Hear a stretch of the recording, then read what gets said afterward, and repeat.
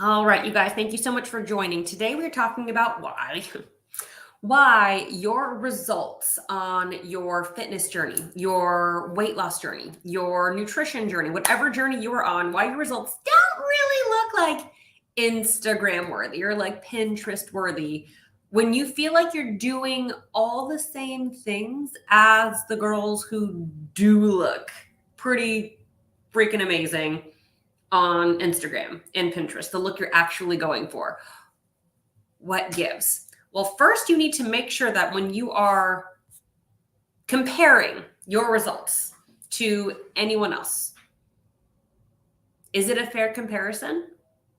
One, it should always be you versus you, trying to find the best version of yourself. I can't tell you how hard it is to navigate conversations when people will screenshot photos of me on my social media and then direct message them to me in a private message and say, I want to look like this. Like, well, that's me. Why don't we learn how to find the best you that you want? But a huge issue that I see with a lot of my clients, most of my clients are, I would say, mid 30s to mid 40s, some a little bit younger, some a little bit older. I don't like pigeonhole into that. That's just kind of where they fall. Is I get feedback sometimes from women who are interested in coaching. They're like, I want to look like X, Y, and Z, or I'm doing all of the things this fit-fluencer, this influencer, this page is doing. I don't look like her though. What am I doing wrong? I'm like, well, the person you're talking about is 22 with no kids, and it is her full-time job to be a fitness professional.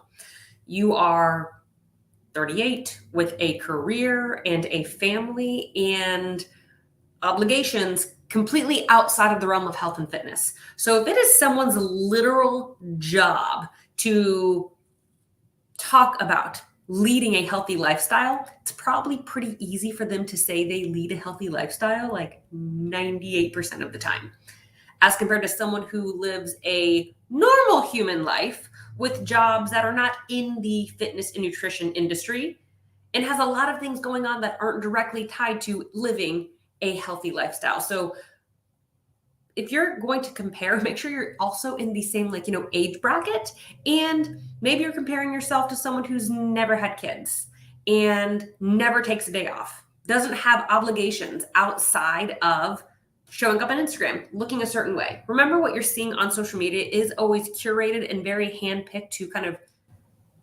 share with you what they feel like sharing. Even bad days can be very curated when it comes to social media. But what I really want to hone in on is why you don't have the Instagram worthy results is even if you are doing all of the same things that said account or whoever you might kind of have in mind, that you say you're doing all of the things they are doing, that usually comes with a big pill of most of the time. Like maybe you're really good like Monday through like Thursday about 3:00. And then like Thursday nights, always happy hour with the girls. Maybe it's book club. And then like Friday, we're going to go out for Mexican tonight. And then like Saturday, we don't have a game plan. We're just going to swing through Chick-fil-A for lunch, keep it kind of light. Dinner, let's just get some pizza. And then Sunday, you're like, did it again, get back on track. I'm doing the meal prep. I'm tracking my macros. And then you really get back into it on Monday. So you can kind of say you're doing all the things, but there's a big difference between tracking your macros and actually meeting your macros and doing so consistently. So many of the people that you see online are doing macro tracking and taking like 0 days off. Maybe they aren't drinking for months on end.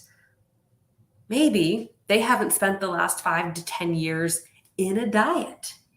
You have to take breaks from dieting for a diet to actually work. So that is one of the biggest, I would say, like best kept secrets in the industry. I shared this with a client, I don't know, not long ago. And she was like, that makes so much sense. I was like, you don't see fitness professionals, even someone in my industry, like I'm a health coach. You don't see me dieting for years and years and years and years, always in a diet, always in a deficit. I'm coming out of a pretty long deficit right now, but I have breaks structured throughout it. It wasn't just an endless suck fest of low calorie and a ton of cardio. We take breaks. I'm like, ideally, when someone has a physique they like to maintain, usually there's a range of weight that they feel comfortable in. When they get to the north end of the range, they sharpen things up a little bit. Maybe they've been a little bit more lax with either whatever they use to monitor their nutrition and their fitness. I'm going to use macro tracking, lifting, cardio, for example. Maybe they've been a little bit slacking. They haven't been tracking as much as, they could be. Maybe they really have been kind of like half-assing the weight, skipping a workout here or there, steps kind of slatting a little bit. It's been kind of gross out. And they're just noticing that they're getting to the higher end of the range that they feel comfortable in. Us in the industry like to do what we call mini cuts. So we'll go into a intentional deficit for like 6 weeks and then come right back out of it and then hang out at real life mode again. And just to always kind of be within a range that we feel really good in, instead of waiting till none of our clothes fit and then having to diet for the next 6 years and eat nothing and do a ton of cardio and just be completely run down and never had any energy. There's a structure and a game plan to someone who's actually doing this, who's not driven by emotion. When we can approach a weight loss journey from a place of logic and intentionality and say, I can't be in this diet forever. I'm going to be in it for a short period of time, going to really go all in, then I'm going to take a break, then I'm going to go all in, then I'm going to take a break. There's a system of checks and balances that we are constantly using on ourselves and with our clients, even going behind the scenes, even if we're not talking about it every day. So a big reason why there's a few big reasons why you might not be having Instagram or Pinterest worthy results. The first one is you may have never taken a break from dieting and your body is no longer perceiving what you're doing as a diet anymore. It's just used to it. You're like, I don't get fed very much and I have to do X, Y, and Z. So I mitigate my energy expenditure accordingly. So there's a good chance your body is just over dieted and not responding to your diet because it's just not a diet anymore. It's just adapted to that as your way of life. Another reason you might not have Instagram worthy results is because you might be, your idea of Instagram worthy results might be you as a 38-year-old trying to look like a 23-year-old fitness professional without kids, and you have 3. You have to be realistic about where you are in life. Can you look fucking hot as shit at any stage in life? Absolutely. But I don't look like I did when I was like ripped and shredded at 25. I'm 34. Things just look different, and that's okay. We can embrace the season of the life we're in, but there's a chance that your idea of Instagram worthy results might not even be in your age bracket by like 2 decades. And then third is you might not be showing up as consistently as they are. It is their job to usually look a certain way, but more so lead by example with health and flexibility and knowing when to lean into a diet and say no thanks on the wine, or lean into flexibility but mindfully and say, sure, I'm going to have a glass, not the second and third glass just because everyone else is.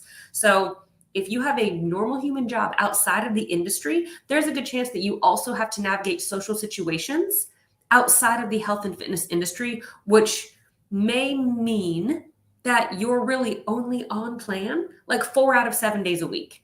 There's nothing wrong with that. We just need to have realistic expectations. So saying I'm doing all the things that the other girl is doing isn't really fair if you're only doing it on days where it kind of fits into your schedule, when they're doing it more days than you are. They are showing up at the gym when they don't want to. They are drinking all their water. They are getting in their steps. They are tracking their macros. They are doing it and taking it seriously, maybe more than you are. And that's okay. But you don't want to compare someone's results who was putting in 110% if you're only able to put in about 80. There's nothing wrong with putting 80%. That is great. That is badass.